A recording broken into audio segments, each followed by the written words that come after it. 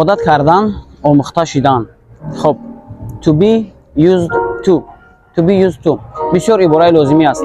خب دیگه کامون رفتیم. پیش یگان کار کردن برای شما بسیار دشوار بود و با گذشت وقت شما به آن همون کار عادت کردین، یعنی که آموخته شدین. خب آن همین عباره to be used to استفاده برده می شود. چه خیل مثال سحر بر وقت خستن عادت کردم، یعنی که آموخته شدم.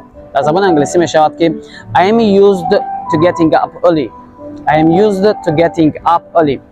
خب مثال دیگر یعنی که من با اقلیمی اینجا، با بود و هوای اینجا آموخته شدم، عادت کردم. I am used to this climate. I am used to this climate. انا این جمله رو در کامنت ترجمه کنید. I am used to speaking English a lot. خب ترجمهش رو در کامنت انتظار میشم. لایک کامون ساختنید کنید، با دیگر دوستان روان کنید و